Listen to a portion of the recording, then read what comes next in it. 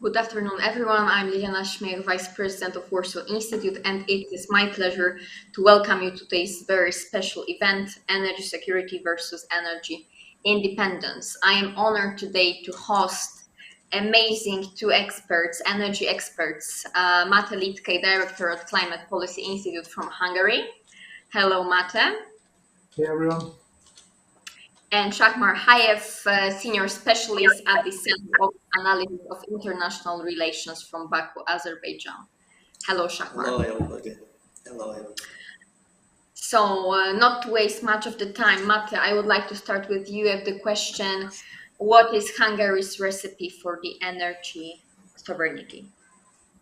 Yes, thank you for the invitation, and I really like the video, so just a short disclaimer that it was very impressive. Where can I join? Hungary is in a very different situation, very difficult situation, just like the whole European Union. We had some ups and downs since the beginning of the energy crisis, but we are constantly under the pressure of the lack of energy. So first, it all began with the COVID pandemic and with the shutdowns. So we had a kind of surplus of energies, and the energy prices, if you can remember, they heavily declined. And after the bounce back, it happened really quickly.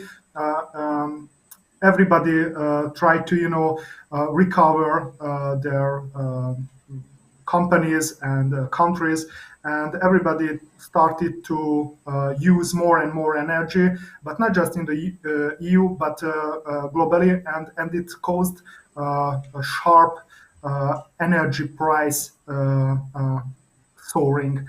And the result is that right now there is competition between economic and geopolitical regions, and this competition is about who can get the energy, because there is a very tight market if we are speaking about gas or oil. And with the beginning of the Ukrainian-Russian war, the situation became even worse. If we look at the charts, we can see that, especially in the Central Eastern European region, but we can tell this very same about Germany as well. We have to shift from Russian fossil fuels to alternative fuels and alternative energy sources. And it all happens parallelly, so it's super difficult and it's a super complex challenge for all the countries. And Hungary is relatively relied on Russian energy sources in the past, and right now the situation is very similar what we had before, but we try to shift, and we can do it with the electrification efforts because we can generate electricity locally and carbon neutral way, which is not the last aspect of the energy sector. We can do a lot more in the energy efficiency. We can diversify the import sources. This is why we had and we are having a very serious negotiation processes with, for example, Azerbaijan, but with Qatar or Oman or other alternative importers. And last but not least, we try to produce and mine more energy carriers and energy sources within our borders. And these four aspects are the most important cornerstones of the Hungarian energy strategy. But I should say this is the four cornerstone of the new European energy strategy. Once again, electrification, energy efficiency, diversification of the import sources, and increasing of the internal production and mining. So this is what we are focusing on right now, and. Of course, we are looking for new partners. So I am really glad that Shahmar is here today because Azerbaijan is one of the key partners of the future of the Hungarian energy sector. We try to buy more and more energy carriers from alternative partners. And to be honest, there are not many alternatives on the market, and Azerbaijan has its role, and Azerbaijan has its moment right now. So Azerbaijan can be very important, not just for Hungary, but the whole European Union at this moment. And I really hope that they can live with this opportunity. Thank you Thank very you. much, Mata. I think that the Azerbaijan is not just the key for the Hungarian energy market, but I would say more broadly for the whole European Union at the moment. And regarding Hungary, I have read some news that actually the Hungarian storage capacities that improve the flexibility of the electricity system may also increase from the current 25 to I think 1,000 megawatts by 2030. So it also sounds quite impressive. And Shahmar, so before the war, I think we all know that Russia was the largest supplier to the European Union. Approximately 45% of the gas consumed in Europe in 2021 was sourced exactly from Russia. We all know that the consumption is rising. We know that the gas, we will be receiving gas supplies from Azerbaijan. But tell me, if the consumption is rising, will Azerbaijan be able to supply us with more gas to meet our needs?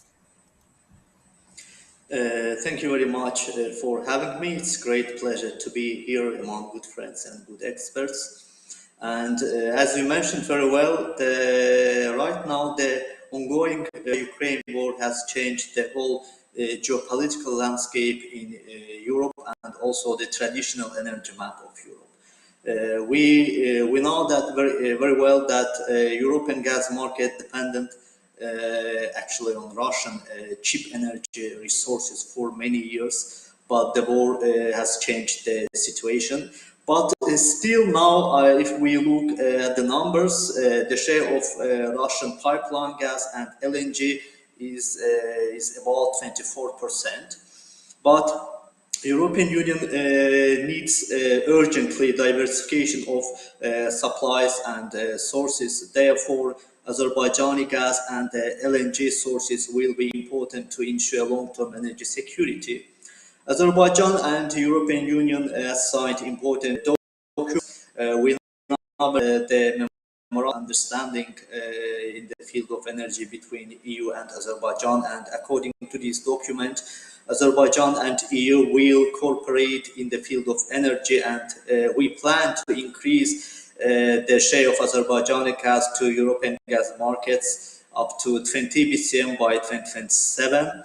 And also, we plan to cooperate in the fields of renewable energy and energy efficiency, which is also important for Azerbaijan, because if we can improve the situation in the field of energy efficiency, also develop renewable energy sources, we can save more energy domestically and to export more energy to gas to European energy markets. I can say that the last year, the Azerbaijani gas to European gas markets was around 11.4 BCM, and this year we plan to reach at least 12 BCM.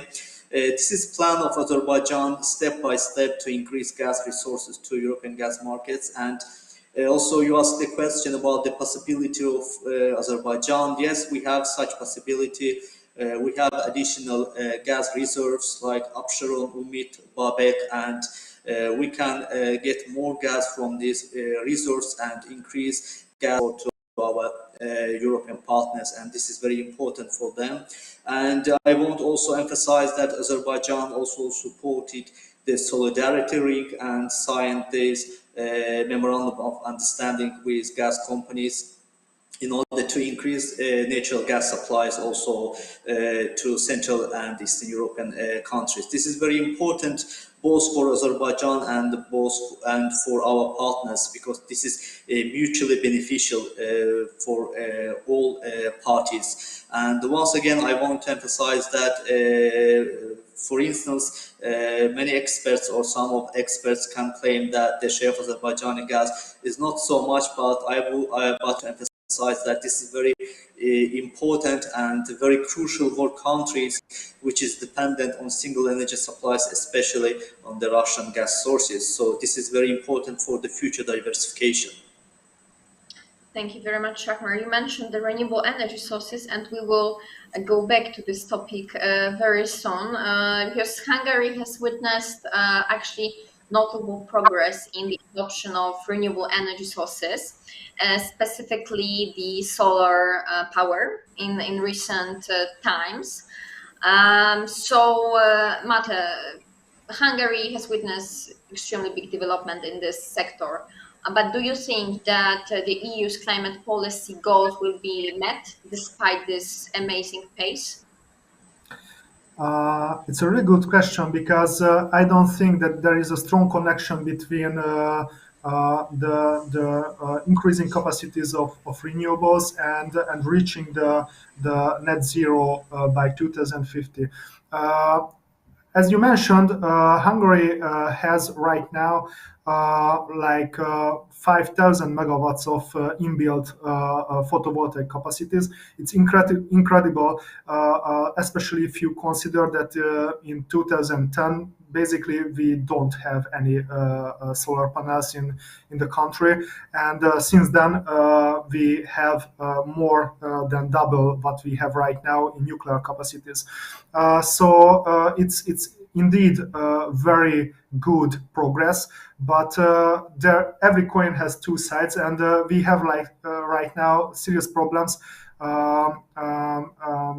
in the balancing of electricity production. So in the sunny days, we produce more electricity because of the weather-dependent renewables, what we can use in Hungary. So we have to sell it or give it for free to our neighbor countries. And we were very lucky, and for now, and in every situation we could sell it to neighboring countries, but in the future it can cause a problem, and because of that we try to focus on building electricity storage capacities, not just batteries, but for example hydro pump storage capacities as well. And we try to build, and actually not just trying to build, but we will build new gas-fired power plant, CCGTs, and we will balance these big volatilities in the production with gas-fired power plants. So I would like to point back to Azerian gas, how important it is for Hungary. We will buy in this year, I mean in 2023, 100 million cubic meters of Azeri gas, and we expect to buy even more in the coming years. So we would like to rely on multiple sources of import gas, and Azerbaijan has its very important role in this diversification effort. And right now, just speak about the European climate goals, I don't see how we can reach the climate goals solely building on renewable sources. We will need some baseload capacities, and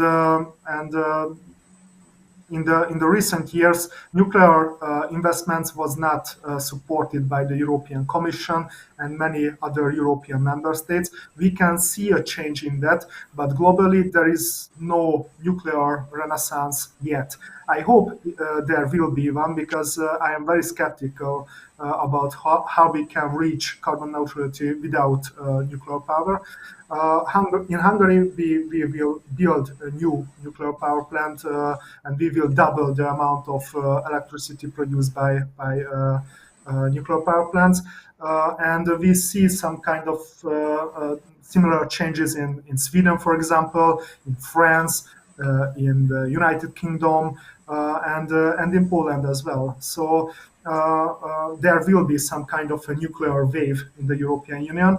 But I am very skeptical about how we can abandon the fossil fuels, especially the gas, because right now it's very difficult to balance and limit the weather-dependent renewable production, and if there is no enough electricity in the grid, we will have to produce it in a very quick way. And these flexible sources, like the gas-fired power plants, can be very feasible and good for this situation. So right now, if we cannot be more profitable or rentable, the electricity storage options like batteries, I don't see how we can reach carbon neutrality without fossil fuels and carbon capture. Thank you very much, Mate. I believe that we will not be able to abandon gas in the near future for sure, because it is working perfectly actually with the wind power plants. So I don't see a chance in doing so. And regarding the nuclear renaissance, well, I hope it will happen, because Poland is investing right now in the big power plant that should start operating in 2033. And there are also plans to invest in those small nuclear reactors, and the plan is to have 79 of them by 2038. So the plans are quite big, and I hope the key big player in the European Union will not stop our projects. And Shahmar, so last year, Azerbaijan and the European Union signed this memorandum of understanding of strategic partnership that you have mentioned. And well, we know that in the European Union it was said that the natural gas is transitional fuel. So they said that it shouldn't be with us forever. And you mentioned those renewables. So do you see the possibility to support European Union with other energy sources like the renewables that you have mentioned, or maybe some others? Thank you for this interesting question. I want first of all to support my colleague Mate about the role of gas. I think also that the gas will be important source of energy for the energy mix, because it's like the transitional fuel and it can support renewable energy during the weather change and the problems. And that's why I think that the role of gas will be important in the near future. And regarding the renewable energy and Azerbaijani gas, yes, we are continuing the successful cooperation with our European partners in the field of the gas export, but in the future we can also export renewable energy and green hydrogen to European energy markets. I want to emphasize especially the the memorandum of understanding between Azerbaijan, Georgia, Hungary, and Romania, which we signed in December 2022 to export renewable energy from Azerbaijan through Georgia under the Black Sea to these markets, and in the future the scope of market can be expanded as well. And I think that it's very important to start this process because, as I mentioned, when we signed the MOU with the EU, there is also important aspect that the parties will support the development of renewable energy and the green hydrogen. And I think that the Black Sea Energy Submarine Cable will support this initiative, and it's like the let's say the first the green energy project between South Caucasus and Europe, and it's good platform. And I think other regional countries can also join to this initiative, and we can supply not only natural gas but also the green energy to European markets, and it will ensure sustainable development of our European partners.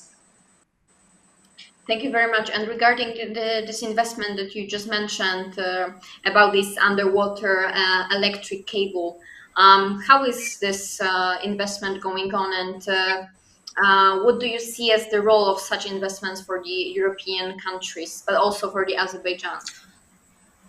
So it's long procedure actually. So we signed the document, and I think now the parties analyze the market and the other financial institutions who can invest and how much investment will be need. So the final, after the final analysis, I think we can start the whole procedure, and because it's not so easy. When we sign something, so easy to start as soon as possible. And the most important now, we have the gas, and the partners can use this gas. But in the future, of course, I think we will start this process as soon as possible, because as you mentioned very well, this is a priority for European countries to support renewable energy.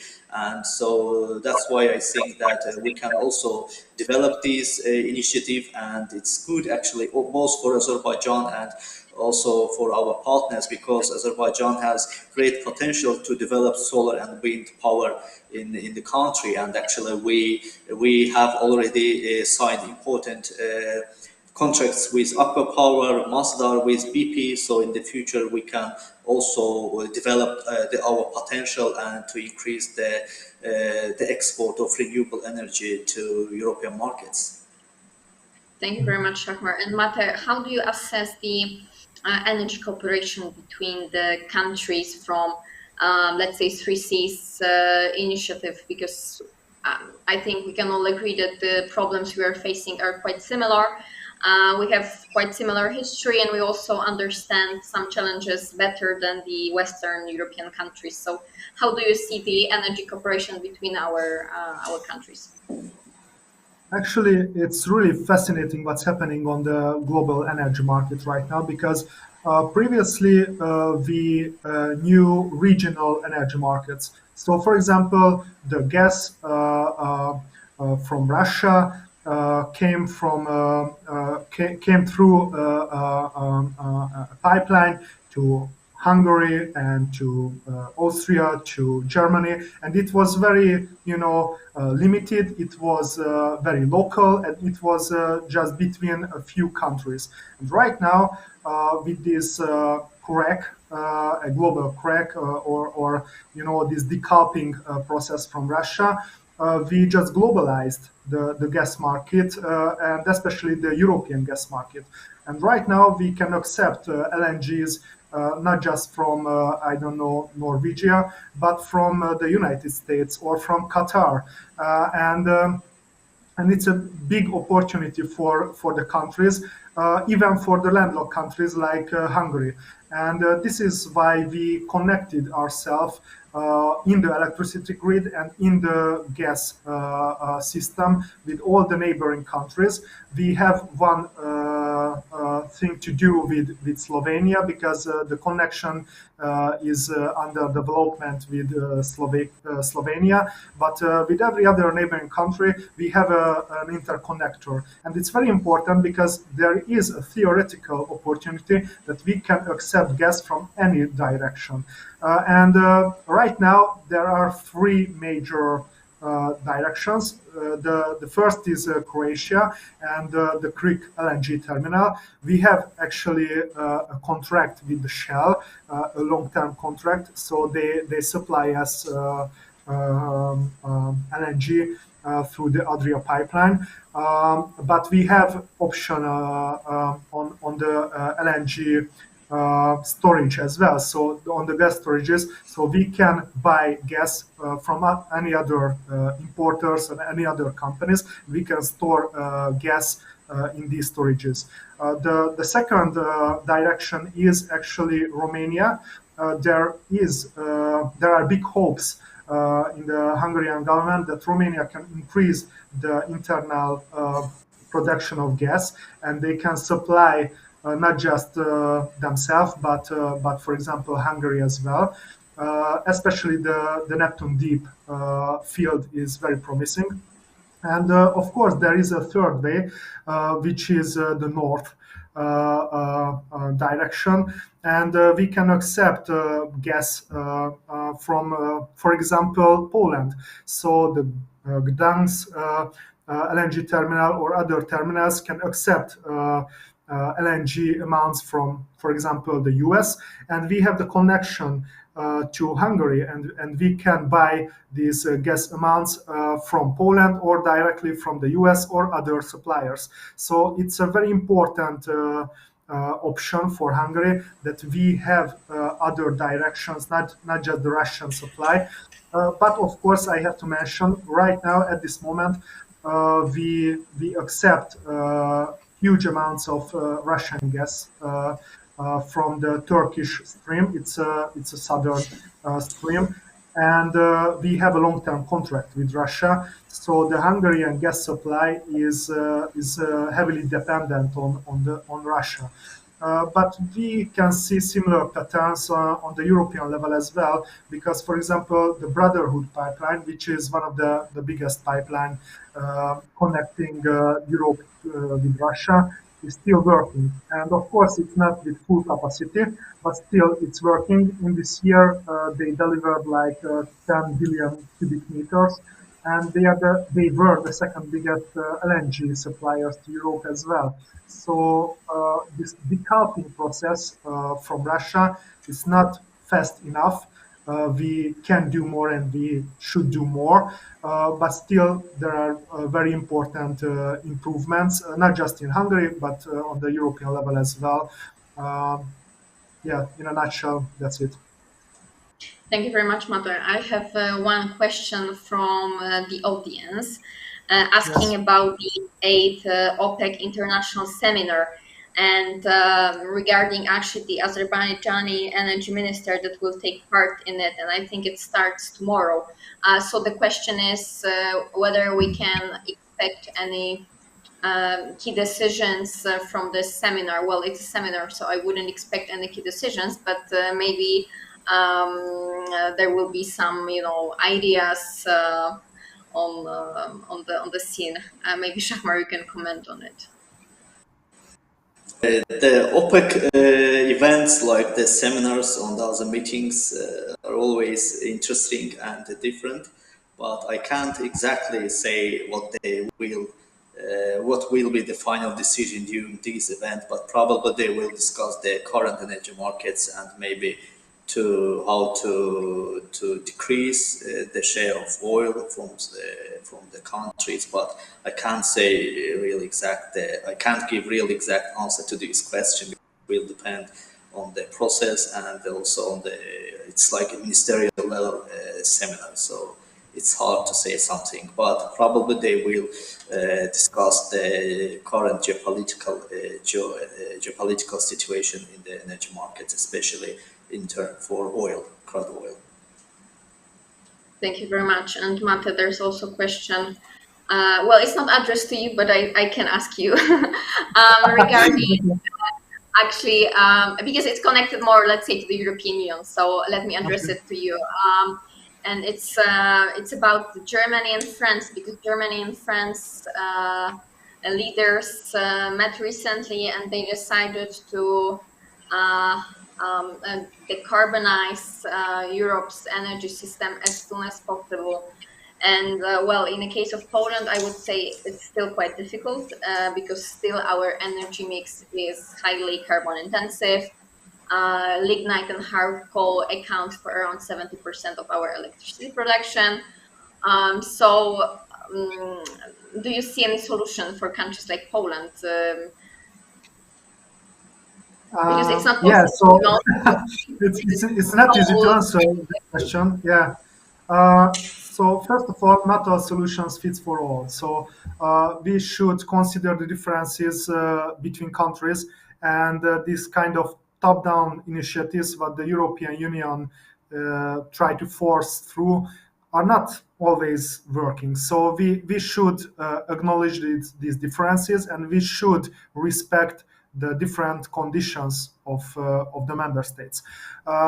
Poland probably cannot stick to the same goal with the same deadline like France or other countries can do. So and I don't think it's a problem in itself. The problem is that we expect the same results in very different countries. And You mentioned France and Germany in your question. These two countries are very different as well. So, for example, if you look at the GHG, the greenhouse gas emission in France, it's much lower because of the nuclear power plants. Comparing to Germany. Germany is in the forefront of this green transition. They introduced this Energiewende, and it's totally a disaster. They try to shift from coal directly to weather-dependent renewables, and it's clear that it's not working. And They are very much dependent on coal still. In the last year, around 30% of the electricity was produced in Germany by coal and lignite.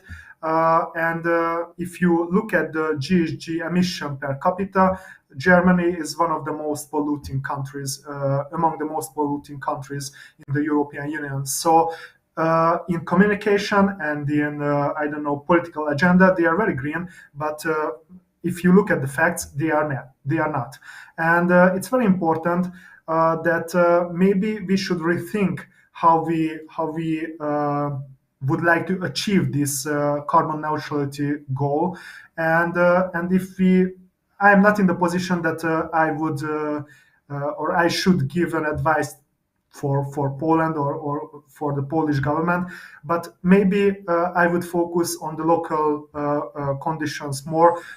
Clean fossil technology, it's not accepted yet the European Union, but nuclear was not either. So maybe Poland can do more for acknowledge this technology on the European level. For example, carbon capture or I don't know, methanol producing production from coal should be accepted on the European level as well, just as renewables or nuclear or I don't know, geothermal is right now. I don't think that in this current framework, Poland can totally achieve these goals, what the European Union set for all the member states. But I don't think that, for example, Sweden could do it. And this is why the Swedish government changed the country's energy strategy, and they try not to achieve 100% renewables by 2030, but 100% carbon neutral production in the energy sector, which they will do with nuclears. So we should, reframe this whole question, and we can speak about sustainability, and we should aim carbon neutrality, sure, but we should not be technologically biased, and we should, be more um, flexible in this sense. So we should even lobbying in the European on the European level that all the technologies which lead us to a cleaner future should be accepted. And this is what Poland should do, in my opinion. And Hungary can be a partner in this sense because we have also a coal-fired power plant, and we try to switch the production to partially gas, partially solar, but we would like to keep the lignite blocks for methanol production. And at this point, the European Commission is very concerned that it won't be clean, but actually it can be clean. And we can be a partner in this fight as well. So this is what Poland should do, in my opinion, as well. Thank you very much, Mate. Well, I see a lot of, possibilities for cooperation between Poland, Hungary, and Azerbaijan. And as you said, I believe that the rules should be, I think, different for different countries because we are all different. We have different backgrounds, and we don't have such possibilities, for example, as France, because France has a lot of electricity produced from nuclear power plants. But that's what we're also planning to do in the near future. And I really don't like when those big powers are trying to teach us, how to deal with our internal issues when they also have some other stuff to do, in their countries. So thank you very much, Shahmar. Thank you very much, Mate, for joining us today and for very fruitful discussion. The event will be available on our social media, Facebook, YouTube channel, and also Twitter. Thank you very much once again, and see you again. Thank you. See you. Thank you. Thank you for the See you. opportunity. Bye.